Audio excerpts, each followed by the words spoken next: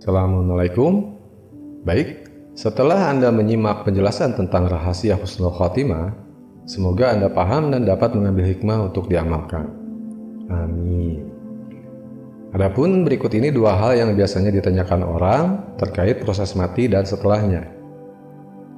Tanya, setiap manusia ruhnya dari nur ilahi, berarti yang kafir dan ateis juga dong? Jawab, iya. Sebab subjek yang dituju di Al-Zariyat 20:21 itu arahnya memang untuk umum. Tidak disebut khusus pada pribadi Nabi Muhammad Rasulullah SAW atau khusus untuk muslim.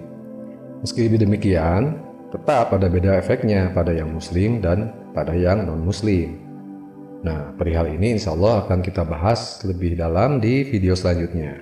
Insya Allah. Tanya, jika ketika ajal yang dicabut malaikat maut itu nafs, bukan ruh, lalu kemana ruh dan apa yang terjadi pada nafs? Jawab, begini, proses kematian itu kan hakikatnya proses perpindahan alam aja buat manusia, dari alam dunia masuk ke alam barzah alias alam kubur. Di proses sakaratul maut itu, nafs dicabut dan digenggam malaikat maut. Lalu ruh keluar dari jasad. Setelah ruh keluar sempurna dari jasad, nafs yang dalam genggaman malaikat maut itu dikembalikan lagi ke jasad. Maka tuntaslah proses pindah alamnya manusia dari alam dunia ke alam barzah. Ada 3 kemungkinan keadaan pada si mayit setelah ganti alam itu. 1. Jika selama hidup kamu tidak bersyariat, ketika nafs dikembalikan ke jasad oleh malaikat maut, ruh tidak bisa lagi esa dengan jasad. Ruh memang kembali membungkus dari dalam dan meliputi jasad dari luar, tapi tidak lagi tersemat ke jasad.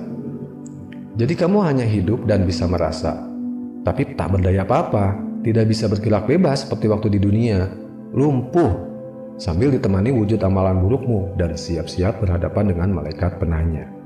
Di saat yang bersamaan, jasad kamu di bawah tanah mulai terdampak proses pembusukan. Dengan berjalannya waktu, jasadmu mulai dimakani hewan-hewan pemakan bangkai, dari yang kelas mikroba sampai kelas cacing, kelabang, dan entah apa lagi. Dan kamu merasakan itu semua sambil digampari malaikat sebagai azab kubur. Nauzubillah min dzalik. 2. Jika selama hidup kamu bersyariat, nafs dikembalikan dan ruh bisa kembali tersemat ke jasad, sambil ditemani wujud bacaan Qur'anmu selama di dunia. Kamu menjawab pertanyaan-pertanyaan malaikat dengan gerakan sholat. Sisanya, kamu merasakan nikmat kubur yang paling minimal. 3. Jika selama hidup kamu bersyariat dan bermakrifat sekaligus, insya Allah kamu bisa mengembalikan nyawa kepada tempatnya. Lalu kamu ditemani wujud amalan baikmu dan menjawab pertanyaan malaikat dengan sempurna. Setelah itu, kamu menunggu kiamat sebagai nikmat kubur yang nikmatnya jauh melebihi kadar nikmat kubur orang yang waktu di dunia hanya bersyariat. Oh iya gitu? Dari mana kamu tahu semua ini, Dam? Kamu pernah mengalami mati suri gitu? Bukan dan tidak. Kami tidak pernah mengalami mati suri. Pengalaman mati suri itu kan pengalaman batiniah, bukan pengalaman ruhaniah. Pengalaman mati suri itu bergantung pada orangnya selama sadar. Kalau dia orang Islam, dia akan bercerita berdasarkan pemahaman Islamnya. Kalau dia orang non-muslim, yang dia alami sesuai dengan ajaran agamanya. Kalau dia orang yang jauh dari agama, yang dia alami sesuai dengan kadar pemahamannya tentang baik dan buruk, benar dan salah. Kisah pengalaman mati suri tidak bisa dijadikan pegangan kebenaran, karena itu pengalaman batin belaka, bukan pengalaman ruhani. Jangan terlalu percaya dengan kisah-kisah mati suri, meskipun tampaknya seperti benar dan sesuai dengan ajaran Islam. Tapi, jika ada hikmah yang bisa diambil, silakan ambil. Hanya jangan dipastikan bahwa seperti itulah pakem alam barzah yang sesungguhnya. Karena sekali lagi, itu hanya pengalaman batin, bukan pengalaman ruhani. Kisah pengalaman ruhani memang ada juga yang mirip mati suri, tapi jarang dan sedikit. Contohnya, yaitu kisah yang pernah di-share di medsos tentang pengalaman seorang muslimah yang di Indonesia menikah dengan bule non-muslim. Selama di Indonesia, si muslimah ini tidak bersyariat, malah ikut-ikutan gaya hidup si bule, termasuk mengonsumsi cai galak alias miras. Sampai suatu hari dia pergi ke Tanah Suci untuk naik haji sendirian. Waktu turun dari pesawat, begitu kakinya menginjakan bumi Tanah Suci, dia langsung tak sadarkan diri dan dirawat di rumah sakit selama beberapa waktu selama musim haji. Dokter tidak bisa memberikan diagnosis apa-apa karena mereka pun bingung. Kok bisa seperti itu? Koma tanpa sebab medis. Selama koma itulah si muslimah diberi merasakan siksa kubur.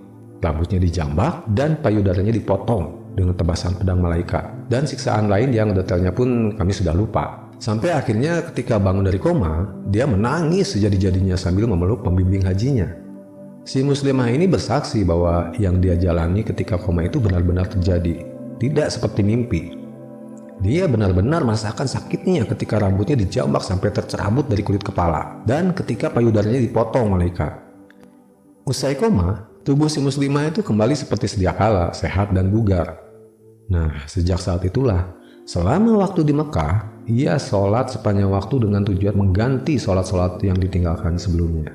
Ia hanya membekali beberapa kurma untuk makan di sela-sela waktu sambil terus melanjutkan maraton sholatnya. Dia juga berjanji sesampainya di tanah air, dia akan memperbaiki gaya hidup sesuai dengan petunjuk syariah. Kisah ini bisa sampai ke kita dari Ahwat pendamping haji yang waktu itu menemani selama si muslimah ini koma. Jika Anda juga pernah membaca kisah ini dan menyimpan tautannya, silakan sematkan di kolom komentar ya. Kisah pengalaman ruhani memang ada juga yang mirip mati suri, tapi jarang dan sedikit. Kisah pengalaman ruhani yang terkait kematian rata-rata dalam keadaan sadar dan terjaga, bukan dalam keadaan koma. Salah satu kisahnya nanti akan kita ungkap di bahasan mendatang yang bertajuk Keputusan Tauhid tentang Mati, insya Allah.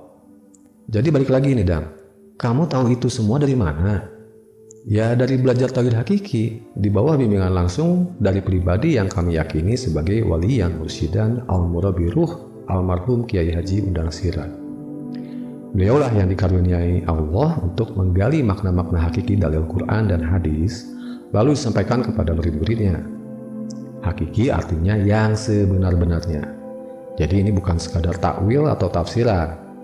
Anda percaya alhamdulillah, Anda tidak percaya juga alhamdulillah.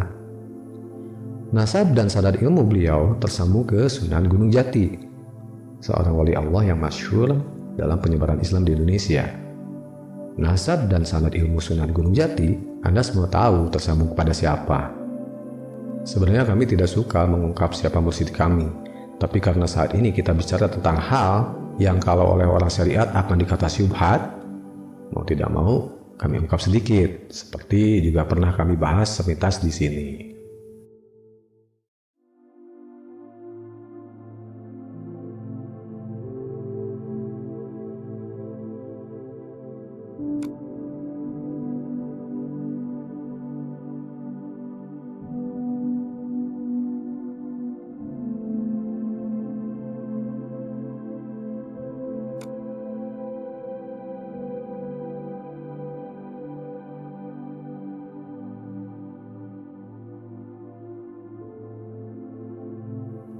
Lagi pula diam-diam di hati Anda sekalian juga menuntut validasi benar tidaknya uraian ini kan?